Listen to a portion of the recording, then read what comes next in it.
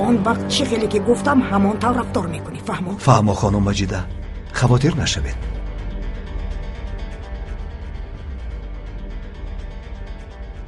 شما صحبت کنیم گفتید.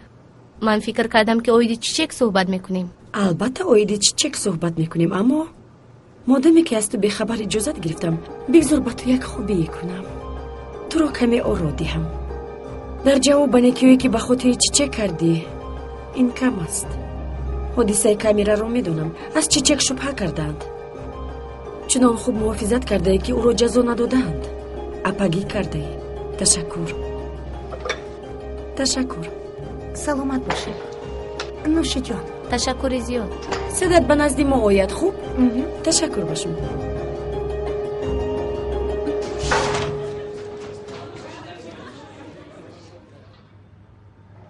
بشینید. آذان در سین طلبه نو است. من بعد تحصیلش را با ما دوام میدهد.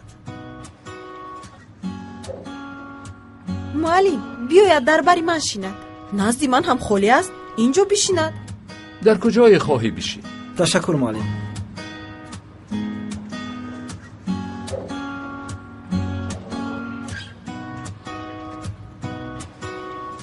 مویت را کمی کوتاه کنیم؟ خوب، مایلش. با من باور کن. برای بریدن موی آماده شو. خوب شده است. مدیر اویدی لایحه موسیقی تو با ما نقل کرد. بله. چرا با ما مراجعت نکردی؟ نبود دستگیری پدرم. میخوام که با غیرت و کوشش خودم عملی کنم. حق هستی، اما دستگیری خورد خوب است. در اینجا نام و رقم تلفنی یک رفیقم را می نویسم. اگر خواهی از من گرفتنت را نیز نگو. زنگ زده اویدی لایحه نقل کن. باوری کامل دارم که او را دستگیری میکند. تشکر زیاد. هیجان آور است؟ از حد زیاد. بسیار خوب. نامت چیست دخترک؟ من آذان. چیچک. خرسند شدم چیچک. پس از درس کمی سیر کنیم؟ مایلش. تو با ماشینی مکتب رفتنی بودی چیچک؟ نه، من با اوزان سیر میکنم.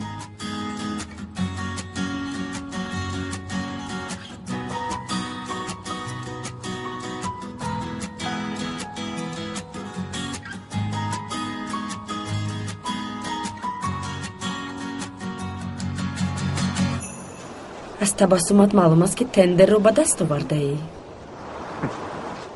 تو باید سیمای کمال را میدیدی. کاش که رسم میگرفتم. این حالا سرشوی است. حالا چی ها میشود؟ چی ها؟ با همکاری نوام سوزان انتی ایپکچی کار میکردیم. غالب تندرها میشدیم و اینچنین حیاتی خوب و زیبا میداشتیم. تمیر التماس شوخی نکن، بس کن. که شرکت رو ترک میکنی؟ حالا نه، کمی بعد.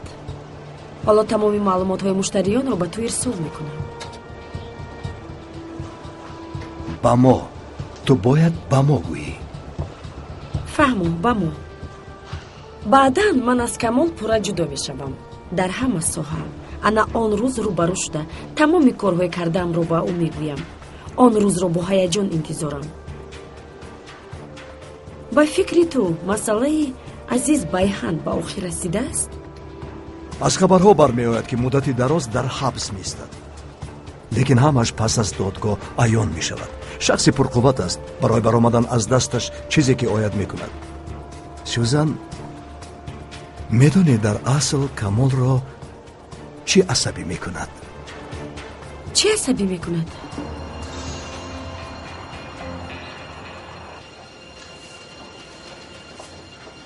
چیچک این چه خیل؟ رنگش زیباست نه؟ زیبا بوده است. اوزان تو چیکار میکنی؟ بازی رو ویران نکن. اگر دستگیر کنم با بلا گرفتار میشوی. جای خرسندیش همین است. کجای این خرسندی است؟ در کیسه‌ام پول دارم، رفتیم پرداخت میکنم. مشکلی پول نیست، ادرنالین است. آماده ای؟ دویدین. ای بچه ها ایستید. شما چیکار میکنید؟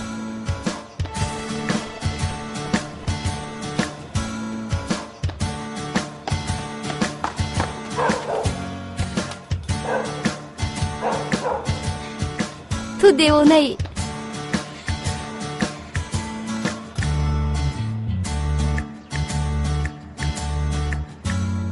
بین دلم چه خیلی میتپد مگر به این نمیارزد. بعد چنین تپش گفتم ممکن که در دل تنها یک چیز است که آن چیز؟ عشق است.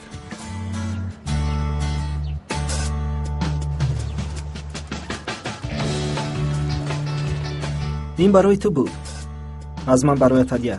خاطره از این روز است. تشکری زیاد.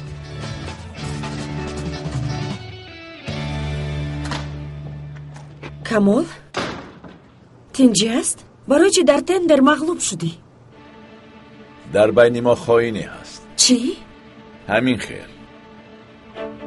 کسی به تمیر معلومات ها را داده است. نه خود.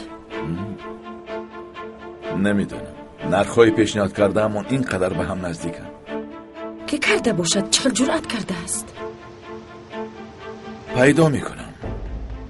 دیر یا زود پیدا میکنم. البته اگر پیدا کنی بسیار خوب می شود. اگر یگان چیز لازم شود من در همین جا هستم.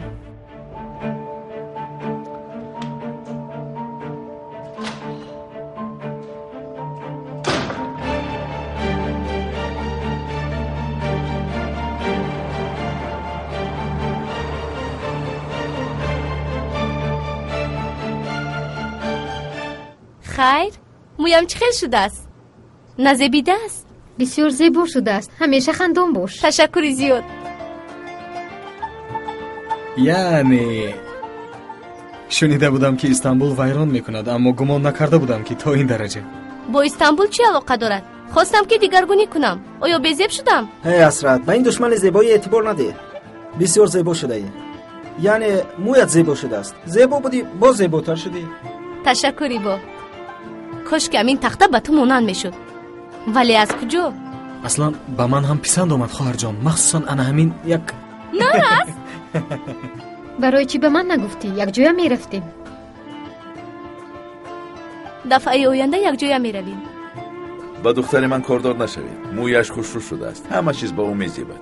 تشکر بسیار پدر. زیبا شده ای. اینها رو شنیدم. شنیدم. دهشت، یعنی معظم. مسخره نکن پسرم.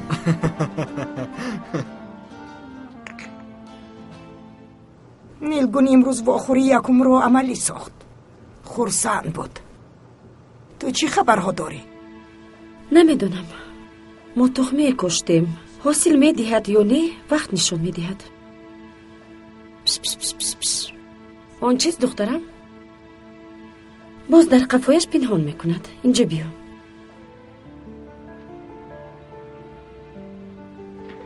وای چیست؟ در قفایت چی رو پنهان کرده ای؟ آفرین دخترم. من با تو چی گفته بودم؟ خوراک هایی که بعد ساعت 7 میخوری یک عمر با تو همراه میشوند. بله. آیا ما میخواهیم که چون این چیزها یک عمر با ما باشند؟ نه. با من ده.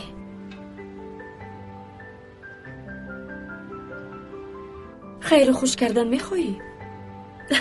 توبه.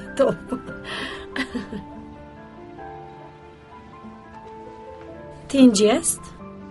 من از دستت شیرینی رو گرفتم تو باشه خندیدن رو دوام میدی. چی گپ؟ هیچ چیز. این گپ چی منو دارده؟ آیا با من یگان گفتنی داری؟ نه یگان چیز نشده است.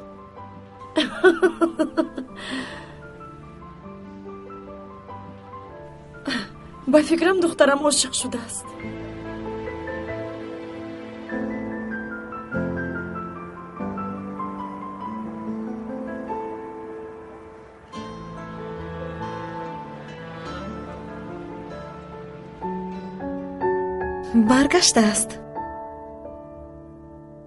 برگشته است؟